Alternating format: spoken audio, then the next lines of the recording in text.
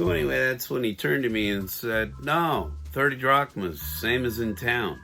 Wait. I'm sorry to stick my finger in my ear, but if I had a prompter there, it would be telling me, we have breaking news.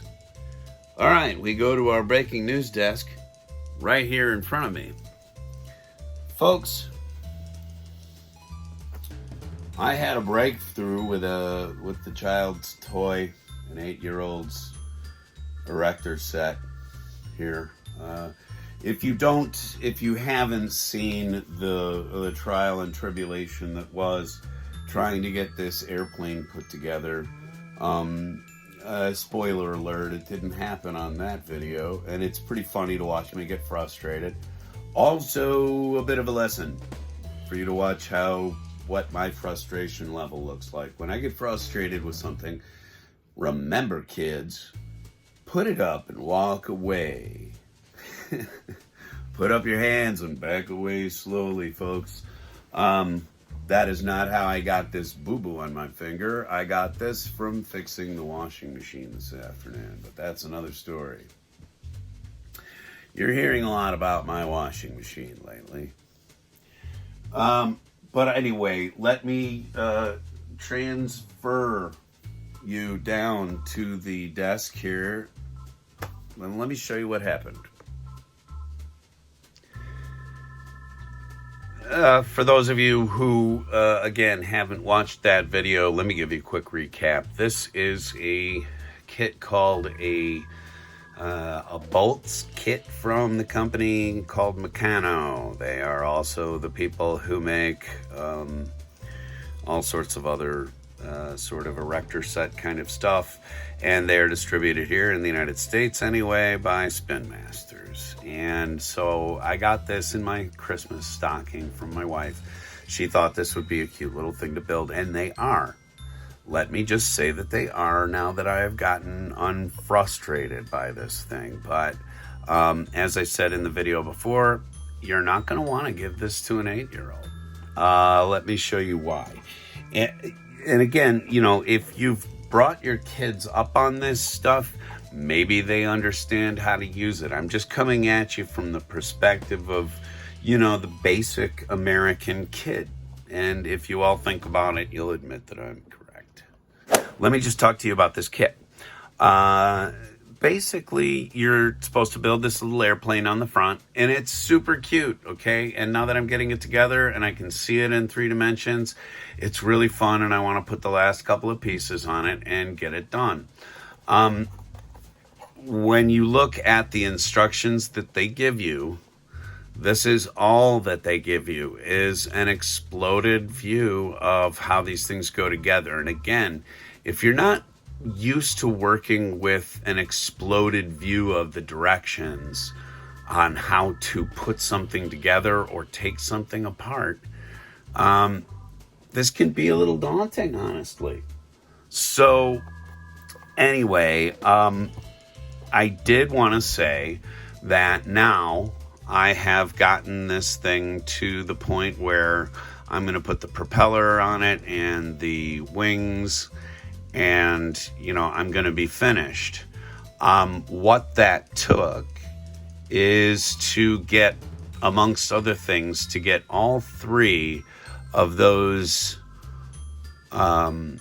bolts and nuts put in. And it's not an impossible task. What they do is that they give you a set of tools that you can use, and they leave it very open-ended so that you can kind of choose the tools that sort of fit with how you want to work or what you need to do. On this end, they have a little sort of slotted chute which you can put one of these squared nuts onto. Okay, so it's kind of like, get ready for the joke, but it's a nut holder. So they give you a little nut holder, and you can hold the nut in place on the other side of something and get the screw put through it. This takes a little bit of getting used to the dexterity of something. Plus, then they give you an Allen key to tighten it down on the other side. So when you start to get things into their correct places, and believe it or not, these two things sort of meeting up in the middle here is the correct placement for that wheel axle look. Then you can get this thing tightened down and put together in the look that you want to keep it at. So I am going to do that. And here's the other thing that I've learned from dealing with this off camera is that in these little events of doing these, I need to definitely do at least one off camera and figure out if it's worth taking a hit to my ego like that one was. But I wanted to show you all that when you get frustrated with something like this, take another hint from an old modeler and you step away from it. You walk away. And then when you come back to it, your head's going to be a lot clearer and you're going to be more accepting of maybe something that you hadn't seen before. Anyway, let's move on to something else.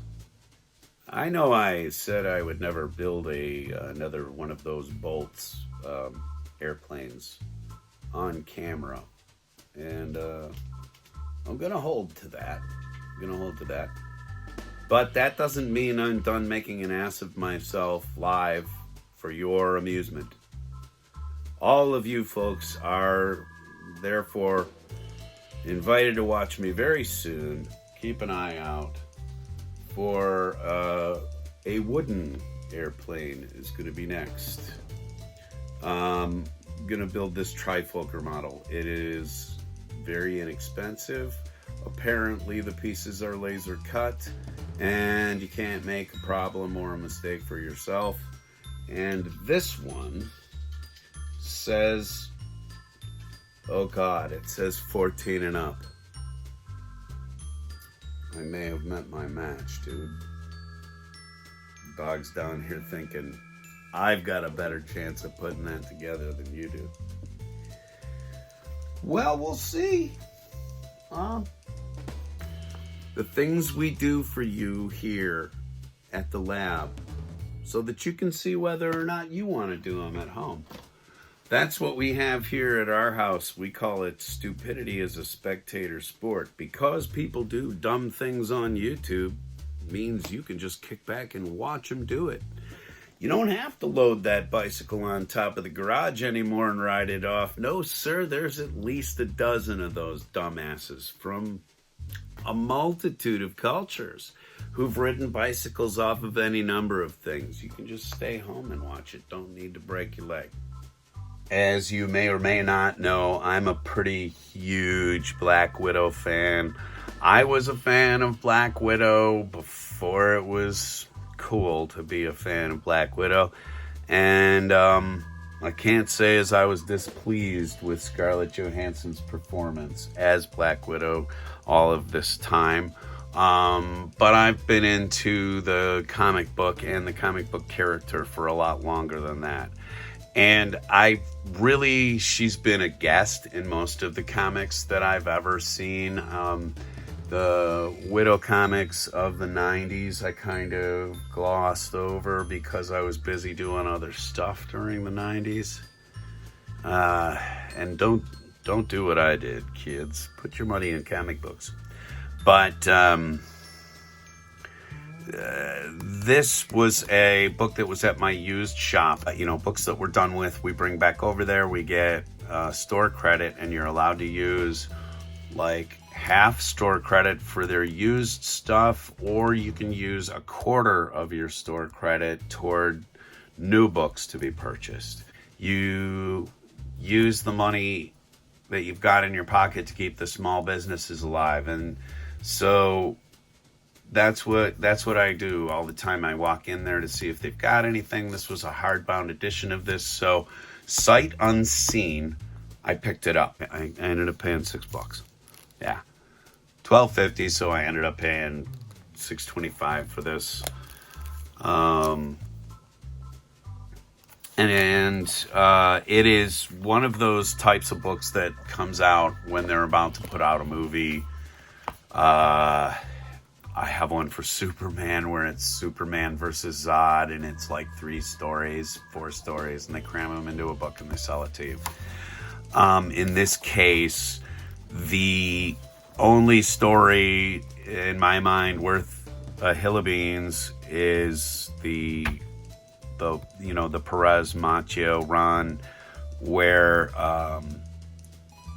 they did this espionage thriller where she's killing people from Hydra, working for Nick Fury. This is what Nick Fury looks like on this particular reality, not what's his face, the one who uses the foul language all the time. Anyway,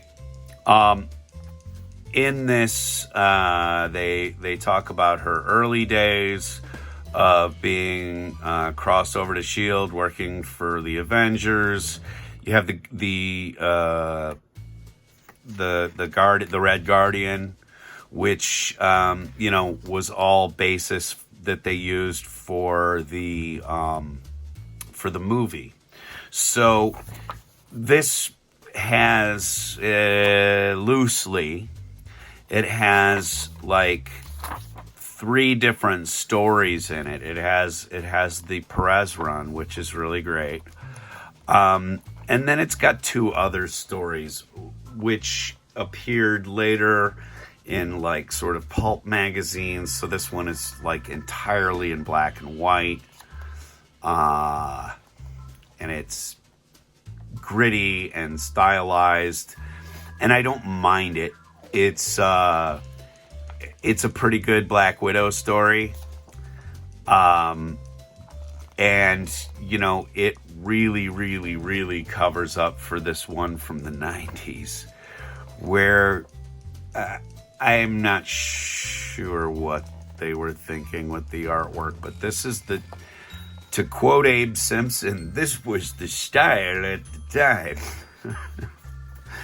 time. It really was very in vogue to present comic book characters like they were stepping out of a oh gosh, who's that illustrator that used to do stuff for Playboy? But they talk a little bit more about Red Guardian, her odd relationship, her odd father, brother, lover relationship with him. This last bunch of pages, honest to gosh, is just really throwaway, I think. And then they give you a couple of nice pieces of artwork of, more agreeable versions of the human form. That's all we've got for you on this episode, because things are still all up in the air, and I'm still trying to put together an 8-year-old's toy, but I'm close. I'm gonna have to worry about it much longer, and then I can move on to getting the Red Baron put together. That should be fun. Not. But this is the length that we go to, to amuse you, to inform you. I think if you get either out of it, then we're happy. Thank you very much for coming out here tonight to the Monkey Shine Lab. Well, it's nighttime for me anyway.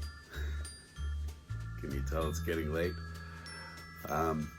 If you like what you see here, and if you'd like to see me face down other toys that are meant for people a quarter my age, then please like, share, and subscribe. Lucy here would appreciate it. She doesn't make it on camera very often, so you should feel blessed. Right, Lou? Anyway, thank you very much for coming out here to the Monkey Shine Lab. Renew, reuse, and recycle, folks. We'll see you the next episode. A lot of white hair shedded all over my black shirt. That's for sure. See you.